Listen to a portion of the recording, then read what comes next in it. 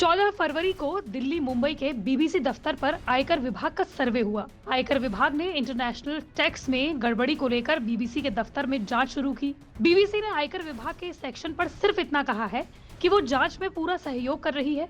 उसे उम्मीद है कि जल्द से जल्द इस मामले को सुलझा लिया जाएगा। बता दें कि देर शाम को भी आयकर विभाग की टीम ऑफिस में मौजूद रही। भले ही आयकर विभाग इस कार्रवाई को टैक्स में गड़बड़ी से जोड़ रही हो, लेकिन उसके एक्शन की टाइमिंग पर सवाल उठाए जा रहे हैं।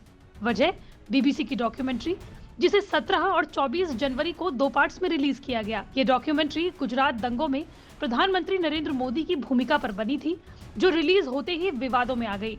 आयकर विभाग के सर्वे के बाद विपक्ष ने बीजेपी सरकार पर निशाना साधा और एडिटर्स गिल्ड ऑफ इंडिया की तरफ से भी इस कार्रवाई पर कुछ तीखे सवाल दागे गए। जोर देकर एडिटर्स गिल्ड ऑफ इंडिया की तरफ से कहा गया कि ये एक ट्रेंड बन गया है, जहां पर उन मीडिया हाउसेस को निशाना बनाया जा रहा है जो सरकार के खिलाफ बोलते हैं, उनकी नीतियों की आलोचना करते हैं।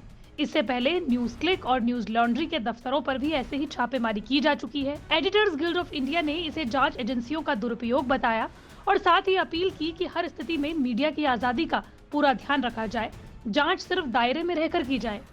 लेकिन इस सर्वे के बाद से सवाल उठ रहा है कि आखिर बीबीसी की 2 पार्ट्स में आई डॉक्यूमेंट्री में क्या था, जिसे देश में सरकार ने हटाने का आदेश जारी कर दिया था। न्यूज तक ने बीबीसी की इस डॉक्यूमेंट्री के दोनों हिस्सों को देखा। तो सबसे पहले बता दें कि इस डॉक्यूमेंट्री को ब्रिटेन में बीबीसी के आई प्लेयर में देखा जा सकता है। हालांकि वेबसाइट भारत में इस डॉक्यूमेंट्री को प्रसारित नहीं कर रही है। ये डॉक्यूमेंट्री 2002 के गुजरात दंगों पर बनी है, जिसमें तत्कालीन गुजरात के मुख्यमंत्री रहे नरेंद्र मोदी की इन दंगों में भूमिका के बारे में दावा किया गया है। डॉक्यूमेंट्री के पहले हिस्से में शुरुआत में दावा किया गया है कि सरकार ने इस डॉक्यूमेंट्री पर प्रतिक्रिया देने से मना कर दिया। वहीं 30 लोगों ने अपनी सुरक्षा का हवाला देते हुए बीबीसी से इस डॉक्यूमेंट्री पर बात नहीं की। चलिए 6 पॉइंट्स में समझाते हैं कि आखिर इन डॉक्यूमेंट्रीज में है क्या। गुजरात दंगों पर ब्रिटेन सरकार की अप्रकाशित इंक्वायरी।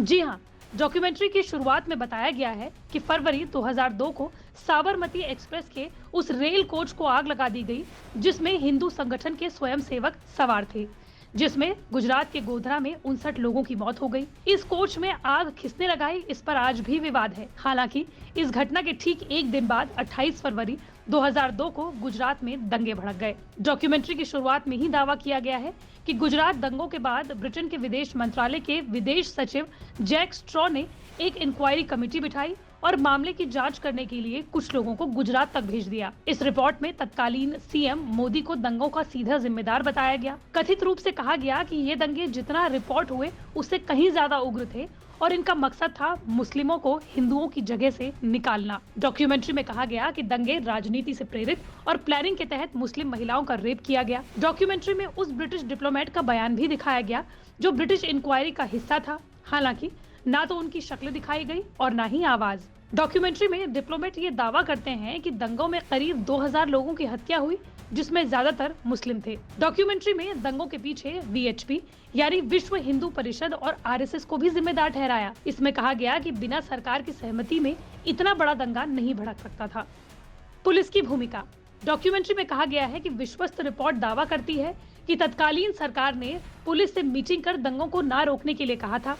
हालांकि पुलिस ने इस तरह की किसी भी मीटिंग न होने की बात कही। वहीं डॉक्यूमेंट्री में यूरोपियन यूनियन की 2012 की इंक्वायरी का भी जिक्र किया गया, जिसमें कहा गया था कि सरकार के मंत्री दंगों में शामिल हुए और पुलिस ने दंगों को जानबूझकर नहीं रोका। वहीं जिन पूर्व पुलिस ऑफिसर्स ने सरकार के इस कथित आदेश को बताया, उनको अलग अलग केसेस में गिरफ्तार कर लिया गया।